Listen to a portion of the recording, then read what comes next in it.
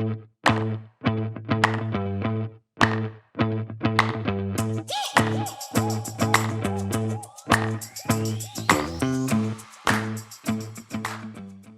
to the Destination Rural podcast series. I'm Peter Rutherford. I'm the CEO of the Rural Doctors Association of Australia. And in this episode, I'm going to be chatting with Dr. Simon Quilty, who's a physician working in Alice Springs and has some amazing stories and insights to share.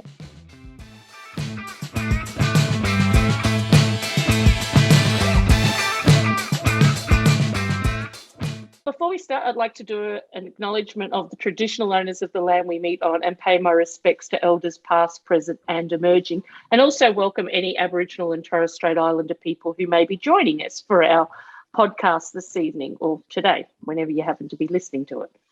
I'm really excited to be talking to Dr. Simon Quilty, a physician who works in Alice Springs. Hi, Simon. Thanks for joining us. Hi, Peter. Thanks for having me. You're welcome. Just really want to kick off with a little bit about your story, about how you ended up in Alice Springs, what your background is, your family situation, anything that you're comfortable to share with us. Yeah, sure. So I guess, so I grew up in Western Sydney. I had no inkling that I'd do medicine. I did engineering first because I wanted to make my car go faster. And then I realized that I really wanted to, so I was interested in biology and medicine, and I didn't think that I'd do it, but then I realized that I could be a doctor in the bush in the Northern Territory and thought that sounded pretty exciting. So I went and studied medicine at Sydney University, and as soon as I could, I went to Darwin in 2001 as a medical student and spent 4 months, 3.5 months in a place called Gapwiak, right out in Far East Arnhem Land. And I was absolutely sold. I realised I'd made a good decision to study medicine. And I've pretty much been in the Northern Territory since then, on and off, although kind of halfway through my training, I decided that I was kind of throwing up ACRIM, and it was the early days of ACRIM back then versus RACP. I wanted to work in a hospital, and so I decided to do physician's training. And when I did physician's training, I did it in a very unique way. So I tried to develop skills that would be useful for Katherine Hospital specifically. And so that obviously has a lot of synergy with Nhulunbuy and Mount Isa and Kununurra and Tennant Creek and Alice Springs. And so, yeah, here I am, and here I'll stay. What was the connection, though, from like growing up in Sydney, I guess, to draw you to the NT? What was that connection? So when I was a kid, I was really fortunate. So I had a kooky father who, I still have a kooky father who was very interested in the resources of Australia. So he was a diehard Liberal Party aficionado, and he took us on 3 very long trips around Australia, up to a year at a time was the longest one, all before I was about 10. And we went right out into the most remote parts of Australia. So the first time we did it in 1979, I camped on the edge of Yellow Waters, which is now so full of crocodiles that you don't put your hand anywhere near it. We camped in a little fly screen tent right next to the water, and you could reach out and you could fill your cup up with water out of Yellow Waters. And that was before it was a national park, and obviously that all the crocodiles had been shot out and were slowly coming back. And so I spent a lot of time in really remote places as a child and loved it and had it under my skin, particularly the Northern Territory, because it's such a wild place.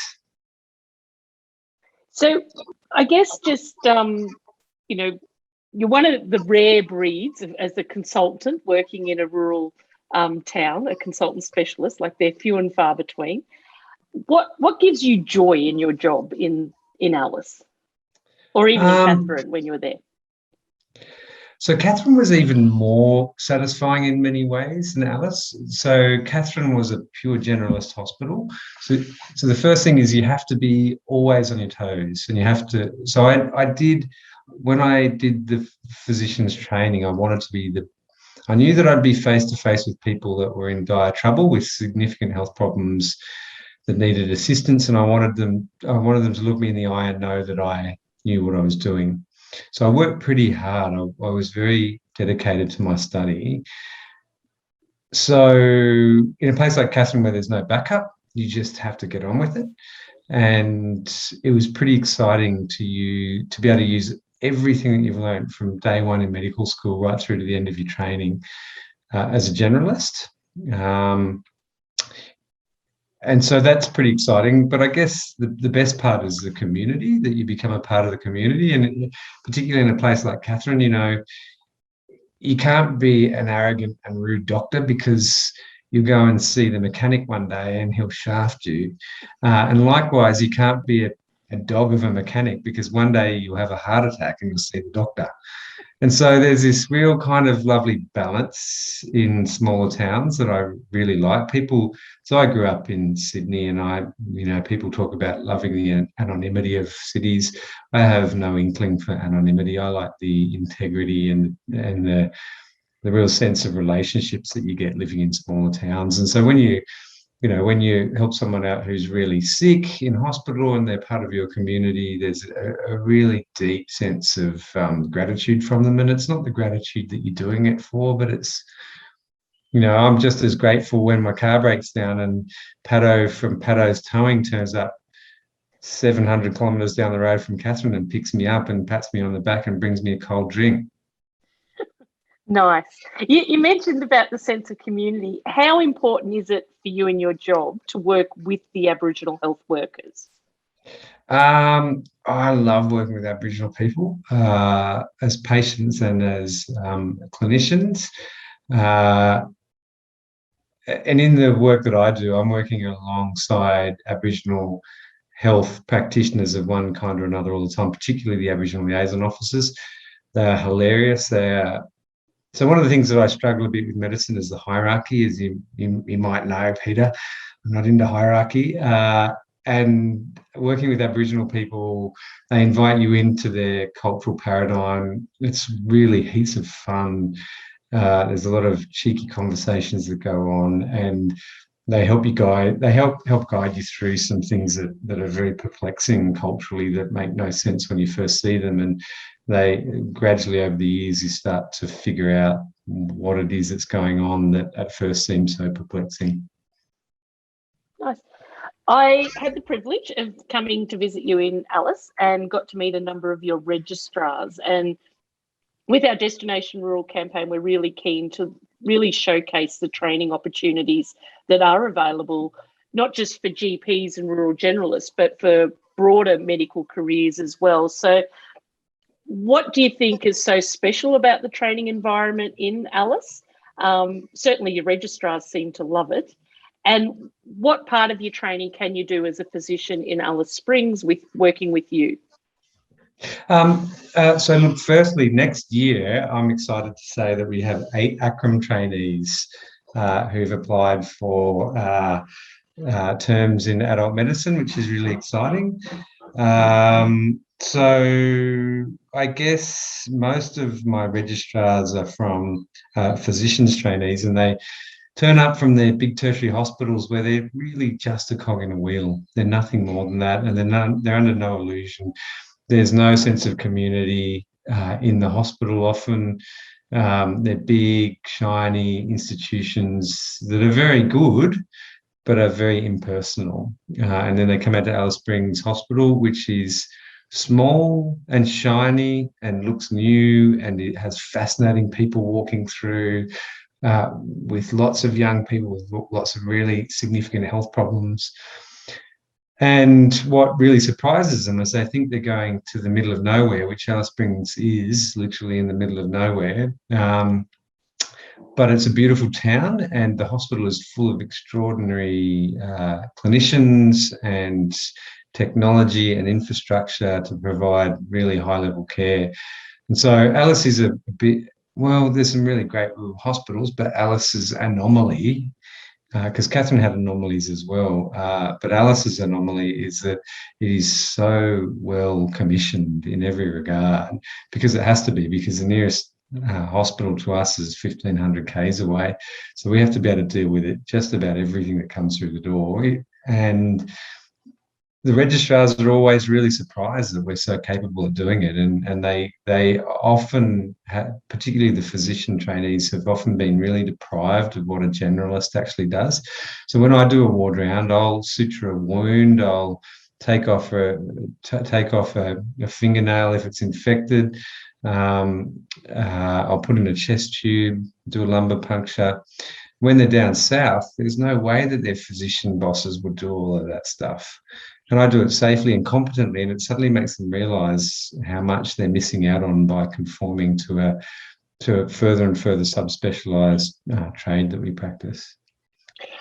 With the registrars that come, and I know we've talked a lot about this, about how they then return to their next position in a city. And I guess, and I know you do a lot around that. So just, I guess that, they're not disadvantaged by coming to Alice, that you actually help them return back when it's time to return back to a job in the city?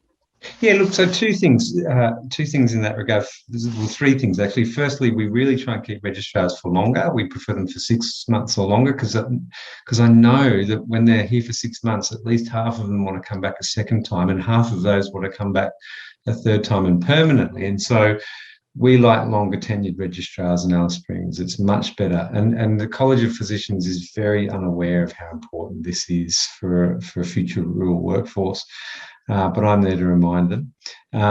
So the second thing is that when they do come out to us, we develop really close relationships, and we're all pretty well connected. And so we do guarantee that we'll get them a job. But once again, this is the flaw of the College of Physicians. The way that training is set up at the moment is detrimental to trainees, but I want to reassure them that we go hard and we bat for them when they come out here to get them back onto training programs down south. And thirdly, and most reassuredly of all, is that trainees often think that coming to a place like Alice Springs is detrimental to their career progression. It's anything but. So what I found I did the first 5 years of my training in the Northern Territory, and then I applied for a job back in New South Wales and got the first one I was offered. And because of my Northern Territory experience and the sense of independence that I'd gained and responsibility that I'd gained from working there just to get on with the job, I shone above the other registrars, and I got really well looked after. And I realised after a couple of years that people looked after me in particular because they were really interested in the stories I had to tell and the experiences I'd had as a registrar up in the north. And so I think any rural experience anywhere in Australia will impress the boss that you want to impress. Nice. I know you did a sabbatical in the UK. Yeah. How was your NT experience, I guess, received over there? Well, so I took my daughters, and Stella, the youngest one, had never been on escalators before. And so it was funny watching her catch the tube for the first time. She'd never been on a train either, so it was pretty exciting for her. And yeah, once again, you go to a place like London where everybody is super urbanised and very focused on the rat race, and you tell these stories that people don't believe. My daughter's school teacher approached me after she'd been there for a couple of weeks, and I think he was insinuating that she had a problem with not telling the truth. And he said, "Oh, Stella's told me that you live on a big property and there's a river down the back with crocodiles in it." And I said, "Yeah, that's right." And he said, "And she told me that you go shooting buffaloes." And I said, "Well, yeah, they're a pest in my backyard." And then he said, "And they tell me as well that she told me as well that you have a pet dingo. Is that true?" And I said, "Yeah, they're all true." And I mean, I guess a lot of people in other parts of Australia, even rural parts of Australia, would find that a bit out of the ordinary, but anyone that lives in any rural location anywhere in Australia will have a similar, very kind of fascinating life compared to an urban person, particularly in London. So I feel like spending a good amount of time in a place like Northern Territory just opens lots and lots of interesting doors. I was actually going to ask you about it next, was, living in NT and working in sort of Alice Springs, do you feel like your kids miss out on anything? They miss out on family. That's the only thing they miss out on. They have really full little lives. So we moved from Katherine to Alice for education for year 7 for my oldest daughter, who's 13, Kai. The school in Katherine had a lot of very entrenched problems that were not going to be resolved. And Alice Springs has got a really great school. And so obviously when you move to rural and remote locations, there's always that balance. And definitely for a lot of people, I'm lucky that I have a wife that is excited by living in remote places as I am. A lot of the restrictions on what you can do in medicine, if you like, rural and remote medicine, is determined by your partner and your children. But it really is only family in terms of Alice, because we've got a really great school here. And they do miss their family, but there's plenty to make up for. Okay. It's how important is it, like, when you're in a town like Alice, and I know Alice is a little bit bigger obviously than Katherine, but how important is it to every now and then get away from the place where you work? Look, I found getting away from Katherine was more important to me because I was on call for the first 5 years, almost every day for 5 years. Even when I was on holidays, I'd take my phone with me, and that was pretty stifling. So to get to Darwin once every 6 weeks was really fun, and I needed that. But in Alice is, well, after living in Katherine for close to a decade, Alice still feels like a big city to me. 35,000 people, it's massive, Peter. My kids, when we pulled into town, were like, Dad, look, it's got a Kmart and a Target. Fancy. So it's all happening here in Alice Springs. I don't feel like I need to get away from Alice at all. And is it just about finding the right rural community, or the right community for you at that time, depending on what your personal and professional needs are? Yeah, I think so. I definitely would have stayed in Katherine if it had a slightly healthier culture, and if my kids didn't need high school. But the high school was a deal breaker. We knew that when we moved. We knew that we'd probably only be there for 7 or 8 years, and we knew we'd probably move to Alice afterwards. So we had a bit of a plan to counter that. But there's always bits and pieces of your life that mean that you can do things that are a bit more adventurous at particular times. And I guess when you get a bit older, maybe I'll move back to Katherine, or maybe larger somewhere even more remote or something. Yeah. All right, we're going to finish up soon, but before we do finish, I want to do a quick fire round. So just going to give you a quick question, and you can elaborate a little bit, but sort of just the first thing that pops in to your mind. Okay. Best piece of life advice you've ever been given?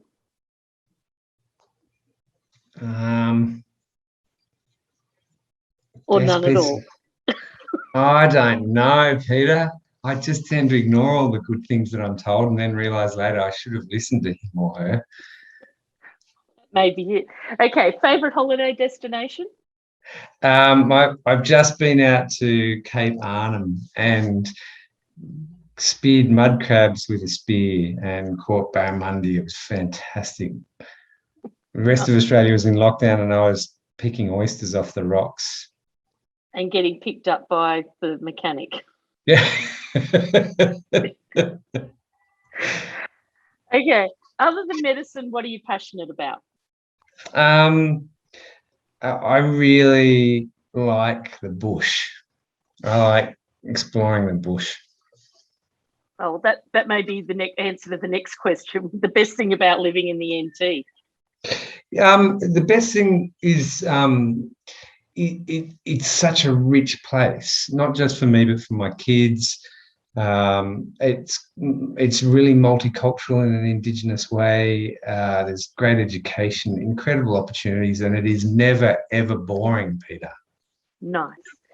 Best thing about rural medicine? The community. The community. Worst thing?